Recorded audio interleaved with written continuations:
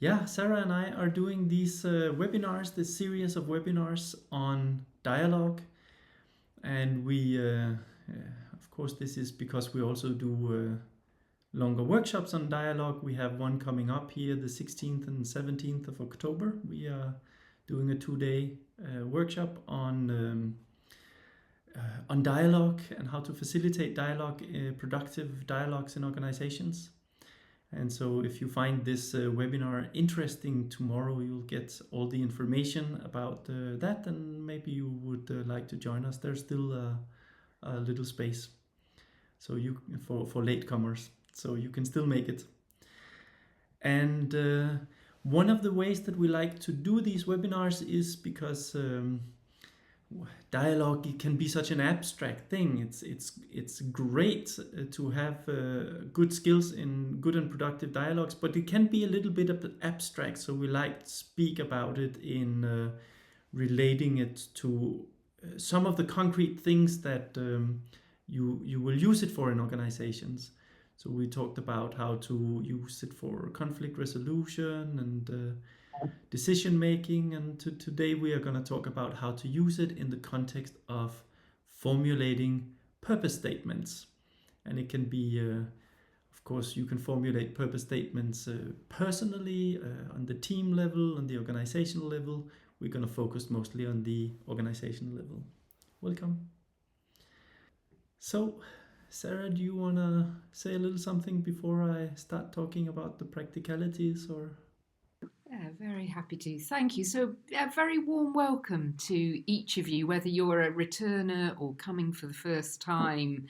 We're going to take a dive into this whole territory around organisational purpose. So great to hear the appetite, whether that's about chunking up from individual purpose to team and then organisational purpose. And we want to keep it really practical as well. So we will get to some questions, some tools for you to take away. When the baton gets passed back to me from Claus shortly, I will take you through a short slide deck, and we're really happy to get those slides to you after the webinar as well. So more on me shortly. I think, Claus, you're just going to also say a few words to set the scene and maybe about yourself as well, if you wish. Yeah, so we're looking at the purpose today, and it is something that I also, one of the things I do when I don't do these webinars is I teach at Copenhagen Business School, and it's also something that we talk a lot about there, and it gives me the possibility to also dive into some of the academic literature around purpose, and it's really interesting. So I think, but just to set the stage, you can say, well, we all have this feeling that a well-formulated purpose can really be energizing and can really be motivating. It makes work meaningful, and it's when work is meaningful, we can have that extra boost of energy, and it doesn't even feel like work, right? Because we feel we're making a positive difference in the world. And also, especially with the newer generations, they can require of work that it has to have, there has to be a sense of purpose. And so now for organizations, in order to attract some of the best talent, you have to have a purpose. It's not enough to offer a good salary. You also have to offer a purpose. And so it can be really important. And of course, also purpose is great, because having a purpose statement is great because it helps facilitate decision making. Sometimes you have different options, and you might be discussing, should we do this, should we do that, should we work with these people, should we work with these people? And then the purpose can really help facilitate that decision, because you will pick whatever fits the purpose of your organization. It can also help ensure ethics. Sometimes it can give like this moral compass. If you have a purpose, well then You won't engage in dubious actions that won't fit the purpose, so that there can be some sort of checks on the ethics side of it, which is also very, very useful. So lots of good benefits of having a great purpose, but, and then the but comes, right? It's like, how do you formulate a purpose that has all these positive effects? As some of you were mentioning in the beginning, in the introductions, many times we will find the purpose as this nice sounding statement. It hangs on the wall. Nobody feels that it's really relevant to their work. They might not even understand it. They might not even know it. And even worse, sometimes there is a discrepancy between the organization's actions and their purpose. And that can breed quite a lot of cynicism among people, because they say, well, yeah, we say we do this, but actually we do something completely different. And so it's a bit of an art to formulate a statement, purpose statement that is relevant, that describes accurately and connects with what the organization actually does, and that then will get this buy-in from people, which is so key for the statement. And when we look at the academic literature, there's some really good researchers who have looked into how does this happen, how do you formulate it. And in the beginning, when you look at sort of the development in the academia, in the beginning they had these very simple ideas. Well, the purpose statement is something that is formulated by the management and then rolled out, right, implemented or something like this.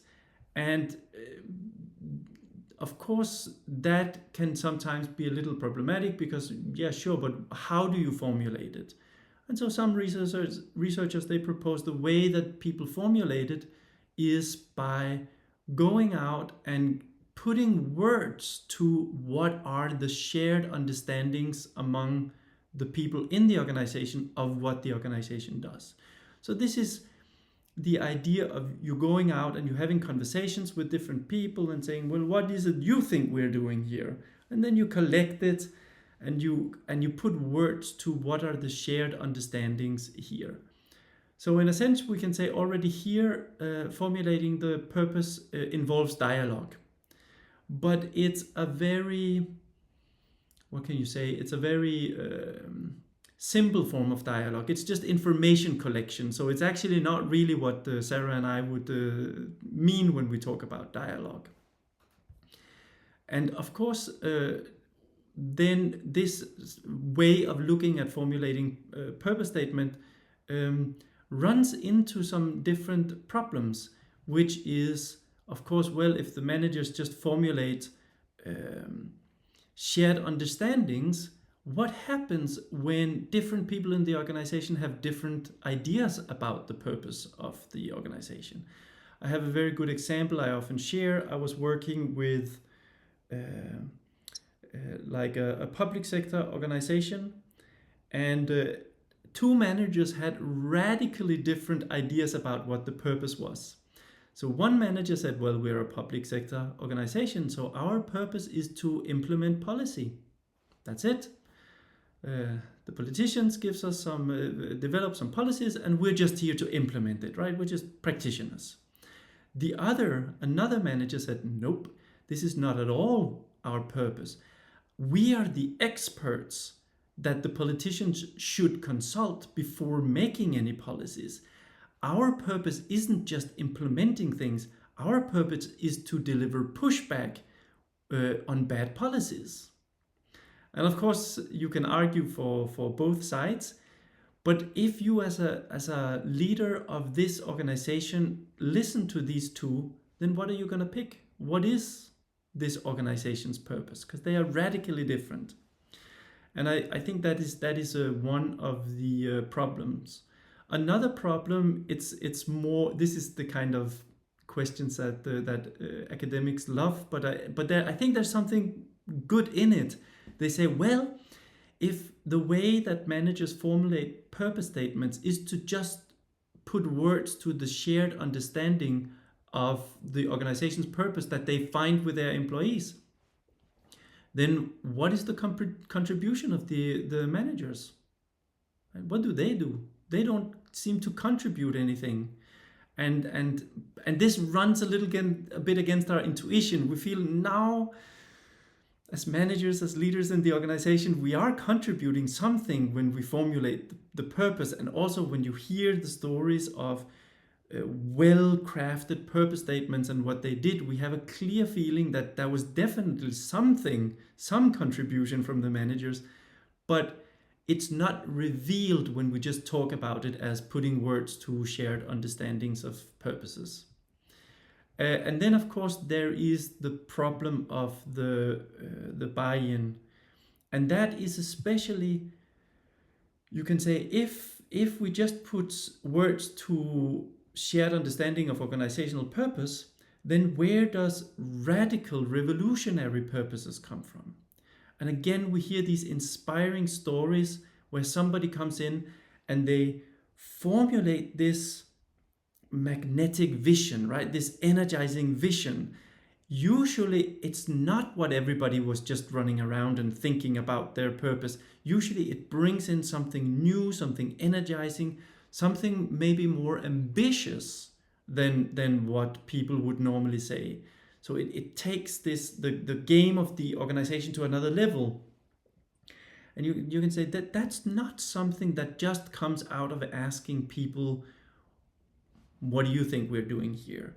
There's something more to it. And of course, Sarah and I would argue that that something more is that it comes out of a dialogical process between different people, that it's something that is co-created when people talk together. So this shows that it's something much more than just putting words to shared meaning. So I think, these are some of the questions here with that's important.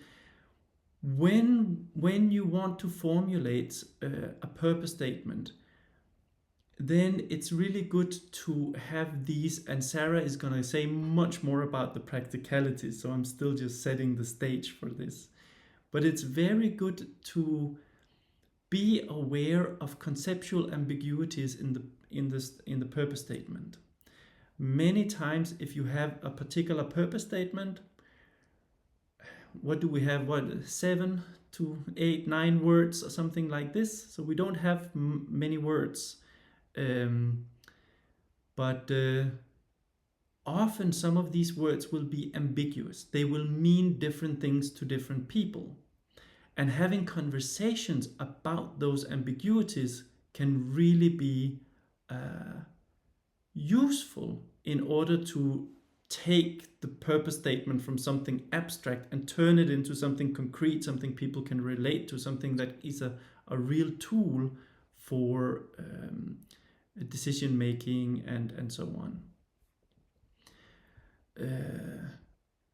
So that's one thing. Then another thing is, many times when you formulate the purpose statement, it can be quite good to say, now we have the statement, but that's just step one. Now we have to discover the meaning of the purpose statement.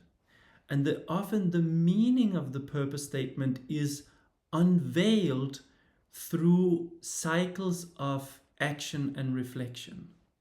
So we have a purpose statement of,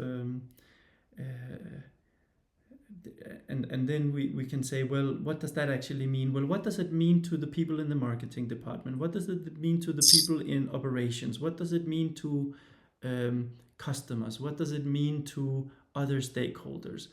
And you can find surprising meanings, even if you were in the room when the purpose statement was formulated. Then seeing what other people make of it can be very surprising, and these kind of conversations can really inform turning the purpose statement into something that's a lived reality. And of course, in order to do that, it's important to create opportunities for the meaning to be discovered. And then I think something that we also often talk about is when you do this, when you create these opportunities where people talk about what the purpose statement means to them, there will be something like my PhD supervisor, Donna Latkin, wrote an amazing book on rethinking leadership. And she also has a chapter on purpose. And she talks about it as a fusion of horizons. So how when we understand something, we interpret it drawing on our past experience, drawing on our educational background. So sometimes different words mean something very different because we have different educational backgrounds. And this is what she means by a horizon. And through dialogue, we can fuse those horizons. And this is why dialogue is really key to working with purpose statements and turning them into something that is very practical. And I think maybe with that, I'll hand over to Sarah, and you can say a bit more about that. Thank you very much, Claus, for setting the stage there so well. And yes, this is rich territory, and landing those 7 words, those 9 words. Drew, you spoke about the power of words, can be challenging. So going to come on to just how you could practicalize that. I've worked with a number of organisations recently to help them go on that journey of uncovering a compelling purpose for themselves. One HR director said to me, well, you know, if it was that easy, we would have done it without your help.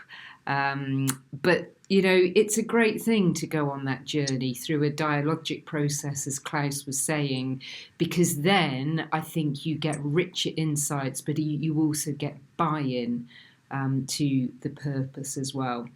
So I'll share some slides in just a moment. I'm going to speak about what organisational purpose is. Let's just get really clear on what it is.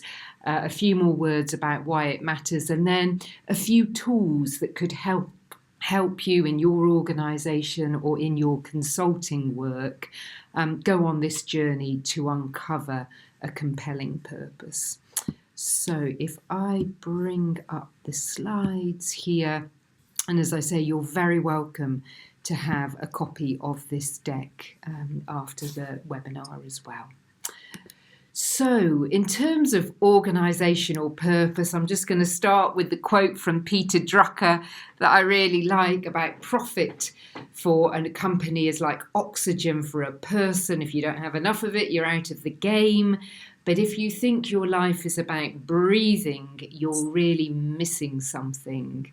And Claus has already spoken to the desire, particularly amongst younger generations, Gen Z and so on, for meaningful work. And I think the COVID epidemic, I think pandemic, I think that was also a great accelerator for people being interested in purpose, wanting more meaningful work. I'm sure you're familiar with the term the Great Resignation, where research was showing about 40% of the global workforce during lockdown were ready to resign or considering resigning over the next year. So I think there's been a quickening around purpose in recent times at an individual level and at an organisational level.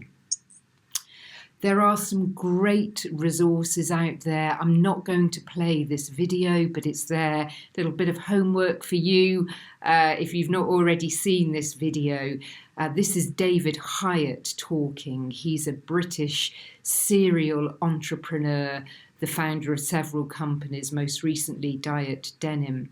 And in this video, he talks about his vision with the denim company, and it was about recreating jobs in the Welsh city of Cardigan. So the town used to produce many pairs of denim each week, but in the global marketplace they kind of got put out of business. And his vision was about giving 400 people their jobs back. And I think a compelling purpose sort of goes alongside a big, exciting vision as well. I'm sure many of you might have read the classic Harvard Business Review article by Collins and Porras back in the 1990s, building a company's vision, and they talk there about articulating purpose and values and then having an exciting vision, or a BHAG as it became known, a big, hairy, audacious goal. And I think David Hyatt is a great example of fusing sort of purpose and vision together. So just encourage you to take a look at that video. And then, of course, there are some great examples out there of companies that are really walking the talk here. I'm sure many of you are familiar with Patagonia, the outdoor clothing company. They're often held up as the kind of poster child of a purpose-driven business. What you've got here is an ad that they placed in the New York Times. It was a week before Black Friday sales in the States, and they hit global headlines. I think this was back in 2016 with this ad. And this wasn't trying to be a clever bit of reverse psychology. They were genuine with their message about don't buy this jacket, because their purpose that they've recently re-articulated at Patagonia is we are in business to save our home planet. So not just to sell outdoor goods and equipment, but to inspire solutions to the environmental crisis, to tackle consumerism head on as well. And so they hit the global headlines because they pledged to donate their Black Friday profits to environmental campaigning organizations. They thought they would make $2 million, and they actually made $10 million that they did then donate. And so some people call this a fundraiser for planet Earth. I think the point is about this story is that the customers can be very loyal and love the purpose-driven organisation. And you certainly see that in the case of Patagonia, who are really, I think, living and breathing that purpose statement that they've got there. In my book, Powered by Purpose, I arrived at this definition of what it means if an organisation's powered by purpose. I was very fortunate that Paul Polman, the former CEO of Unilever, wrote the foreword to the book, and then there's an epilogue at the end by an academic, Dr. Victoria Hirth, who's based at the University of Cambridge. And Victoria really influenced my thinking about purpose, because an organisational purpose is really the enduring and meaningful reason that an organisation exists. And it also contributes to long-term well-being. And I think that's a really good way of kicking the tyres of a purpose statement for an organisation. Can you actually join the dots between those words and how it contributes to well-being, whether that's of people, the planet in a long-term sense? I think being powered by purpose is not just aspirational. I also think it's really practical. Claus spoke to this. It can guide day-to-day decision making. It can make it easier for you in your organisation, in your senior leadership team, what you say yes to, what you say no to. You might decide not to work with a certain client or on a certain project. I know I've certainly made these decisions because actually it doesn't align with your purpose. And ultimately, I think that compelling purpose engages and energizes people to do great work together. So that's the territory we're in. Why does it matter? There's lots I could say about this. I'm going to keep it quite short. I've taken an extract here from the foreword to my book. I'm not going to go through it in detail. Just encourage you to read that for yourselves. But what I'm pointing to here is that being powered by purpose can get you strong financial results as well. So we've seen that in the case of Unilever. Since I published my book, there's also been Grow the Pie by Alex Edmonds, who's really crunched the numbers and is showing that a purpose that is authentic and lived can generate these strong financial results. And I think that's why the business case has been, or it's one of the reasons the business case has been gathering momentum, I think, over the last 10 years or so, since Simon Sinek published his book, Start With Why. There's a wealth of research out there. This is just some that EY did back in 2018, again showing the relationship between clarity of purpose, financial results. What they found in their research was it wasn't enough just to have a purpose statement.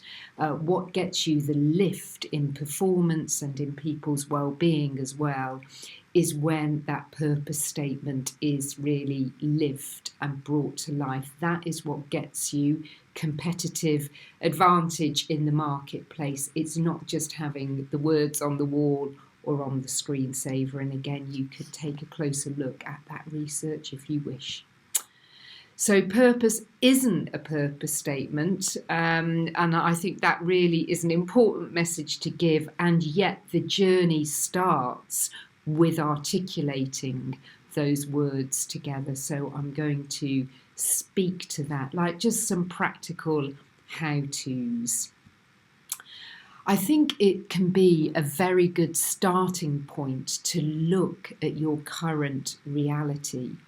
And so what I've put here are a series of questions. If you want the full version, they're in the book Powered by Purpose. I was inspired by a UK not-for-profit called Blueprint for Better Business, who were also coming up with questions. I think I gave it the name, the Purpose Reality Checklist. And I think these questions, I'm not going to go through them line by line, but I think you could just take any one of these questions and have a great dialogue, particularly in a senior leadership team, but maybe wider than that. For example, about, well, you know, what does success look like? How do we measure it? How do we review it? How do we know we're doing a good job? A related question is not on this deck here, on this slide here. I've often used it in purpose discovery workshops, is just the simple question, when have I felt proud to work for this organisation? And that's a very simple way in to starting to uncover that meaningful and enduring reason that your organisation exists.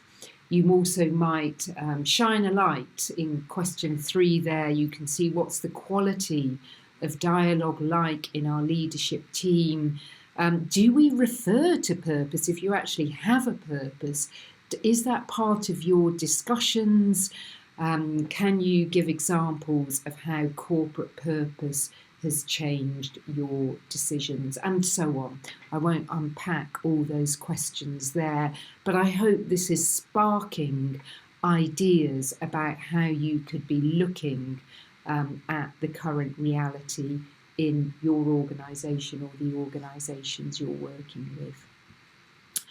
I then just want to come on to this other tool that I co-developed with a colleague, a former colleague, Ed Rowland, the Organisational Purpose Diamond. And I've used this with lots of different clients to really shape and structure a dialogue. And there are 4 types of purpose at the 4 points of the triangle. I'll come to those very shortly. But as you can see, in the center of the diamond, we put the beneficiaries of the organization, the people or the entities that the organization is there to serve. And I think they need to be front and center in any dialogue about purpose. And so just to bring this to life a little bit, I'm going to talk about Southwest Airlines. Again, they're often held out as a case study of being a successful purpose-driven organisation. Southwest Airlines have turned a profit for every single one, I think, of the 45 years they've been in business, when some of their competitors, such as Pan Am, have gone out of business. And in the aviation industry, it's a sort of very low margin sector. So interesting to sort of look at Southwest Airlines and to learn from them. So one of the things that I think has contributed to Southwest Airlines' success is just having a very clear perspective on who the beneficiaries are. And so in this quote here, you've got Herb Keller, who is the founder of Southwest Airlines, talking about their different beneficiaries. And first and foremost are the employees. And as you can see, he's saying here, well, if they're happy and satisfied and dedicated and energetic, then they'll take care of our customers. And then if the customers are happy, they'll return, they'll come back. And then that makes the shareholders happy. So in that center of the diamond, you might actually have a number of different beneficiaries, and it can be really helpful to have a sense of the sequence, or if you had to prioritize them, what your priority would be. That there is a great conversation to have. That clarity with this particular sequence seems to have served Southwest Airlines very well. So if we just come to their purpose statement, and I think this is a brilliant example of a purpose statement. So as you can see here, to connect people with what's important in their lives through friendly, reliable, low-cost air travel. So you can see in this purpose statement, it's talking about the positive impact that the organisation is having or aspiring to have. And you can also see in this purpose statement the values of the organisation or what's in their DNA. You've got a sense of their culture coming through. So what you've got here in just a handful of words is something that's really unique to Southwest Airlines, I think, and talks about the positive impact they're having. So that's a good example of a purpose statement. And then back to the diamond, this tool is one way, one tool you could use to help you in your dialogue land a compelling purpose statement. So at the bottom of the diamond, you've got the founding purpose of the organisation, what the organisation was created to do. And in my experience, my observation is most organisations were founded not just to be making money, or not just to be meeting key metrics. There is normally, and I see this in the case of David Hyatt with the Hyatt Denim Company, there's a vision. There's something that the founders want to contribute. And it can be very powerful to dig into the founding story of an organisation, to see what's in the organisation's DNA. Maybe you uncover all sorts of things, but there can be real gold there.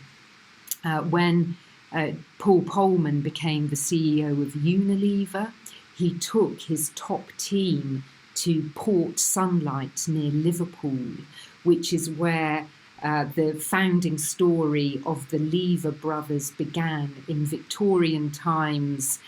in Liverpool, where the population was at risk of cholera, and the Lever brothers had this vision to create a soap that would be available to the masses. That's some of the founding story of Unilever, and it was a very deliberate move by Paul Polman to sort of really unpack that founding story, to find inspiration for evolving the purpose at Unilever. On the horizontal axis, we've got two different types of purpose. There's the espoused purpose, so the fine words that are written on the website or in your recruitment materials, the articulated purpose.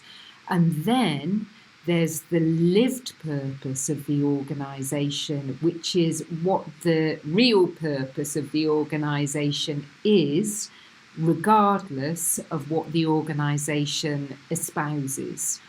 And I don't know if you've ever worked for an organisation where you've got a disconnect on the horizontal axis. I certainly have worked for a consulting company where espoused purpose was changing the world, changing the quality of leadership, but the lived purpose was really just about making lots of money.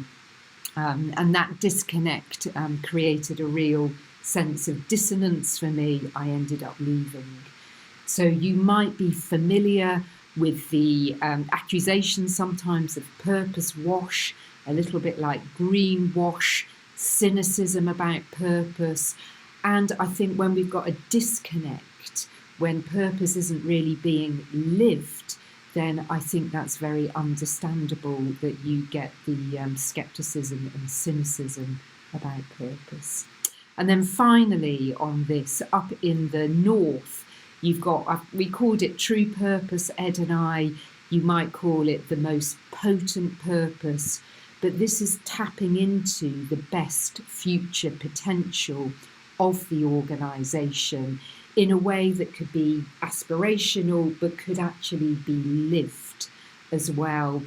Just back to Unilever for a moment, they evolved their founding purpose, which was all about making hygiene commonplace, into their purpose now, which is about making sustainable living commonplace.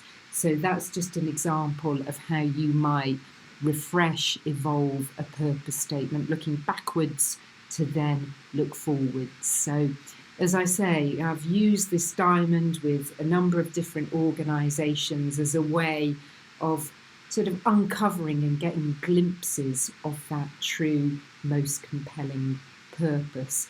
And there are great examples out there. Brompton Cycles also comes to mind, the British engineering company who make the fold-up bikes. Their North Star purpose is about changing the way people live in cities. So there we go. I've already talked about Unilever, and there are other examples as well. Having done a number of purpose discovery journeys, this is just something that I came up with as a kind of checklist, really. If you're starting to uncover the purpose for your organisation, you could just see how magic is it? Is it meaningful? Does it provide that sense of belonging, not just for the senior leaders, but for all employees? Are they excited about the why that you're coming up with? I've already spoken about the importance of living it, making it authentic. Generative, does it lead to those better decisions? Does it bring clarity to your decision making? Implementable, can you actually see how you can make it practical, what the organisation stands for? And finally, and I think this is the great promise of purpose at an organisational level, that it can just create a flow of positive energy in the organisation because it unifies your different stakeholders. And I've really seen that, particularly in a couple of not-for-profit organisations in the social care sector here in the UK. There's a great organisation called Choice Support, and their purpose is around creating opportunities for happiness amongst the people they serve, so people with disabilities, people with autism. And I've been part of helping them articulate that purpose, part of them going on their journey to make sure their employees are really on board with that. And there is this ripple of positive energy going through the organisation. And then finally, and I'm going to end just with one more slide here, just a few words of caution really, because I think there are real things that can get in the way of uncovering the organisational purpose. I think it's just good to have a clear fix of these things and then find ways to move through them. So I think some organisations don't even realise the difference that purpose can make. So I think there's a lack of perceived need sometimes. I think it really does require some dialogue and some thinking on another level. You need to do some big picture thinking, maybe some blue sky thinking, and in the cut and thrust of busy corporate life, it can be really hard to carve that out. But if you don't carve out the time, I think you won't even start to get glimpses of that compelling purpose. I think your stakeholders, particularly the people you're there to serve, are great at telling you what the positive impact is that you have, and maybe they'll also reveal some blind spots as well. So if you're not getting regular feedback from your stakeholders, I think that can be a limiting factor. I think some people think that purpose or uncovering it is an analytical exercise.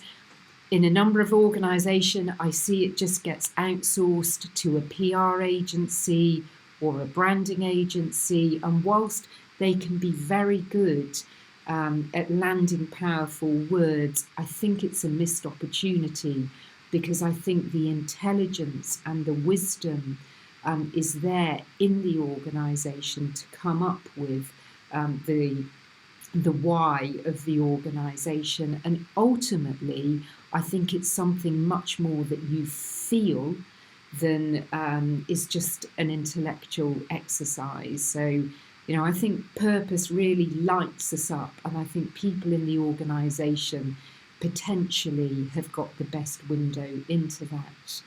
And then finally, and I come across this a lot in my work, I think there's a lack of know-how.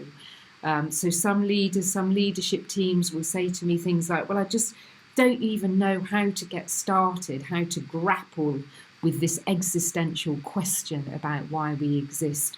And what I really hope you've got in the time we've had together are just some ways of getting started, some ways, as I said earlier, of structuring a dialogue session that can take you into this very rich territory around organisational purpose. So I'm going to stop there, and maybe Claus, I could come back to you at this point if there's anything you want to add, but really we'd just love to see if there are any reflections or questions from you. But Claus, anything you want to add at this point? No, I think given the time, let's have a question or two. Okay, lovely. So a question or a comment. So how's this landing with you?